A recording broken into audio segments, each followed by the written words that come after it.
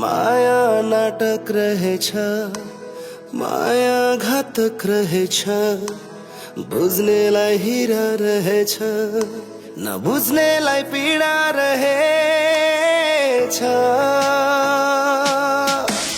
तिमी र म सँगै हुँदा माया थियो स्वर्ग जस्तो, दुई दिनमै विश्वास तोडिदियौ, माया किन भयो यति सस्तो। प्रस्तुत प्रमाण आधार तथा प्रत्यक्षदर्शीहरूको भनाइका आधारमा प्रतिवादी सत्यप्रकाश गौतमले नियतपूर्वक ज्यान मारेको देखिएकाले मुलुकीय अपराध संहिता 2074 को दफा 177 उपदफा 1 अनुसार जन्मकैद हुने ठहर छ। सयौं चोटि भनेकै थिए मेरो नजिक नआऊ भनी, थाहा थियो माया के हो यसले एक दिन जलाउँछ भनी। खुसी खोज्दै हिँड्यौ झुक्याएर, रहर पुरा गर्यौ रुवाएर, विश्वासले नै लाज मानिसक्यो हामी दुईको प्रेम देखेर।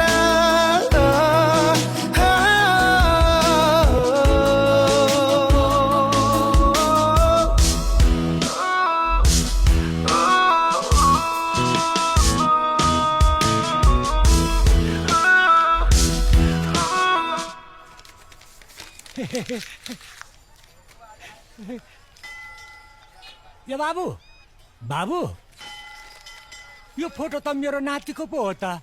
के लेखेर रहेछ बाबु? मैले ठम्याउनु सकिनँ, पढ्देऊ त।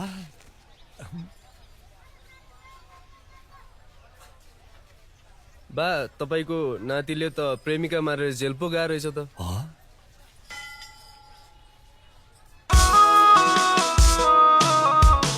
जीवनकै रहेछ आज हो कि भोलि, पूरा गर्न सकिनौ तिम्रो बोली, चाहना छैन बाँच्न यसै गरी, ल्याउँदै बबर मेरो बलि।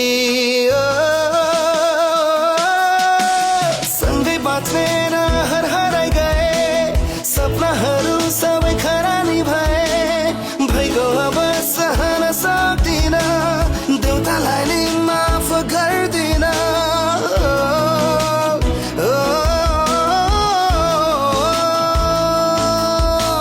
माया नाटक रहेछ, माया घातक रहेछ, बुझ्नेलाई हिरा रहेछ, नबुझ्नेलाई पीडा रहेछ।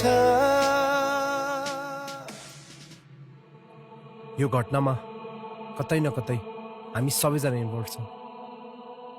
त्यसैले गर्दा आज उपरान्त हामी कोही कसैसँग कन्ट्याक्टमा रहने छैनौँ।